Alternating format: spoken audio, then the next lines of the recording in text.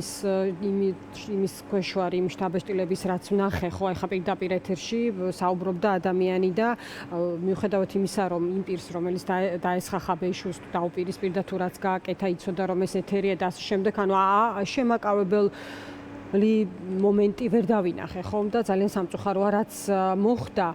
თქვენი შეფასება რა არის? აი, რა პროგნოზი შეიძლება გქონდეს ამ სურათის გათვალისწინებით, ან იმიტომ რომ თვითონ ოცნებაში არსებული ვითარებაც რაღაც გარკვეულწილად ზედაპირზეა, ხო, ეს სხვა საკითხებზეც ახდენს გავლენას, ხო, მათ შორის პოლიტიკოსები ხშირად საუბრობთ იმაზე, რომ რაღაც არის გარკვეული სიგნალები იგივე კრიმინოგენური ვითარების მიმართულებით, რა შეიძლება ვთქვათ, ნახოთ და ასე შემდეგ. აი, რაზე აქვს ამ ყველაფერს გავლენა? განუკითხაობა ბევრჯერ გამოიყენეს შეფასების მიზნით ჩვენმა რესპონდენტებმა. თქვენ ფიქრობთ თუ არა, რომ არის გარკვეულწილად ამის ნიშნები? დიახ, მოგესალმებით, მივესალმები მაყურებელს. ძალიან ცუდი ფაქტია, რა თქმა უნდა, გზად ვუსმენდი, მაგრამ შემოვედი ეზოში, გავთიშე და ვერ ვნახე ეს სამწუხარო ფაქტი.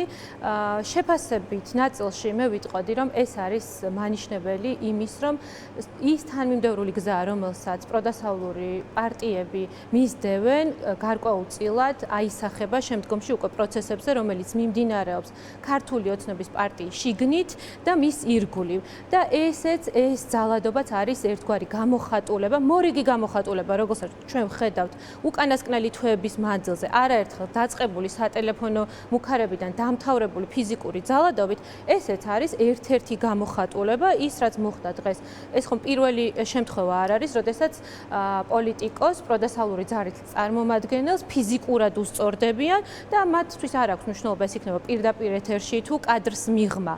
ეს არის რეჟიმისთვის დამახასიათებელი ქმედება. ხაბეიშვილს ჩართვის დროს ეს როლა კვერცხი ერთ-ერთმა მოქალაქემ და შემდეგ ნახეთ როგორც განვითარდა მოვლენები. ხაბეიშვილი ფიქრობს, რომ ეს ორგანიზებული პროცესი იყო, რადგან ყველა მიცის თუ სად იმყოფებოდა ის ამ დროისთვის. დიახ, ეს არის რუსული რეჟიმისთვის დამახასიათებელი ერთ-ერთი ქმედება, რომელიც ასახავს მათ საქციელს, უბრალოდ რუსული რეჟიმის საქციელს, სადაც ისინი ცდილობენ, რომ გარკვეულწილად დააშინონ როგორც პოლიტიკოსები, ასევე აქტივისტები, უბრალოდ მოქალაქეები, რომლებიც გამოხატავენ პროტესტს, მაგრამ მე ვფიქრობ, რომ დროა მიხვდნენ ისინი, რომ შიშს ადგილი ამ საზოგადოებაში არ აქვს, მიუხედავად იმისა, როგორი ტიპის ძალადობას და ზეწოლას განახორციელებენ ისინი. ვინაიდან პოლიტიკური სპექტრი, პროდასავლური პოლიტიკური სპექტრი არის და დარჩება თანმიმდევრული ბოლომდე და ამას აუცილებლად ექნება შედეგი. შედეგებს ჩვენ ხედავთ, მათ შორის დღევანდელი სანქციების სახით, ხედავთ დასავლეთის აქტივობის სახით, ეს იქნება სანქციები, ეს იქნება მეგობარი აქტი, ეს იქნება სხვადასხვა ტიპის შეზღუდვები, რომელიც ყველაზე მეტად მათ შეეხება და ჩვენ ხედავთ, რომ მათ ეს აღელვებთ, მათ შორის ლეგიტიმაციის ნაწილი, რომელიც მათ ვერ მიიღეს 26 ოქტომბრის შემდეგ და მე ღრმად ვარ დარწმუნებული, ვერ მიიღებენ, სანამ არ დანიშნავენ ამ ქვეყანაში თავისუფალ დემოკრატიულ გამჭვირვალე არჩევნებს და რაც უფრო მალე დაფიქრდებიან ამაზე, მით უკეთესი იქნება მათთვის, მათი გარემოცვისთვის და მათი ოჯახის წევრებისთვისაც, მათ შორის ვინაიდან მათ შიგნით არ აქვს სტაბილური მდგომარეობა. ის დესტაბილიზაცია, რომელიც გამოხატული არის მათი გუნდის წევრებთან მიმართებაში, მათ შორის, რომლებიც გუშინ განუყოფელი ნაწილი იყვნენ, მათი პროპაგანდის ნაწილიც იყვნენ, მათ შორის და შეგვიძლია ვისაუბროთ დაწყებული გახარიადან, რომელიც წარმოადგენდა უზადო კრიზის მენეჯერს და რკინის რაღაცა პრემიერ-მინისტრს დასრულებული ბიზნესით, რომელთან დაკავშირებითაც ჩვენ ხედავთ უკვე რაც ხდება. მათი ახლო გარემოცვაც ხდება დარტყმის ქვეშ და ეს ყველაფერი მე მგონია და ღრმად ვარ დარწმუნებული ამაში, არის სწორედ თანმიმდევრულობის გამოძახილი, რომელთანაც კავშირში არის ასევე, რა თქმა უნდა, ჩვენი დასავლელი პარტნიორების მოქმედებები, აქტები, რომელსაც ისინი ახორციელებენ და ნაბიჯები, რომლითაც ჩვენ მივდივართ ამ რეჟიმის კიდევ უფრო მეტად მორყევამდე. მე მესმის, რომ ეს არის გრძელვადიანი პროცესი, რთული პროცესი, მაგრამ ამ თანმიმდევრობას, ამ არ თანამშრომლობას საბოლოო ჯამში და დელეგიტიმაციას, რომელსაც ოპოზიციური სპექტრი, მაგრამ რეალურად გამარჯვებული პროდასავლური ძალები ახორციელებენ საზოგადოებასთან ერთად უკვე 230 დღეა, მოაქვს შედეგი და ეს შედეგი მივა აუცილებლად გამარჯვებამდე და ამ რეჟიმის ჩამოშორებამდე ხელისუფლებიდან. მადლობა, ანი, თქვენთან სხვა მიმართულებაზეც მექნება კითხვა აუცილებლად, ანისთან გადავალ ახლა ისევ მიროტაძესთან.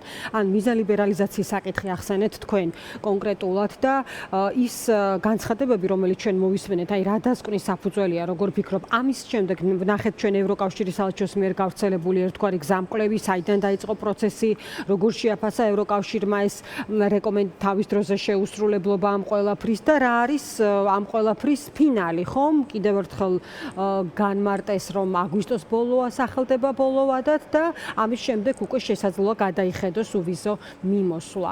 აი რა დასკვნა უნდა გააკეთოს ახლა მოქალაქემ, რომელმაც ნახა ეს განმარტება, რისთვის ამზადებს ოცნება ამ ვითარებას, ან რატომ მიმართავს ის ამ ხერხს, რომ ილაპარაკოს აი ბრიუსელის ნაკლებ სურვილზე დიალოგთან დაკავშირებით, ხომ არ ქონდა კობახიძეს ამის შესაძლებლობები მრავალჯერ შესრულდა, თქვათ ის რეკომენდაციები, რომელიც იყო გაცემული, ხო ბოლოს და ბოლოს ჩვენ გვინდა, ხო ევროკავშირში გაწევრიანება და ჩვენი ისტორიული მიზანი არის, რომ ამ ოჯახის განუყოფელი ნაწილი ვიყოთ.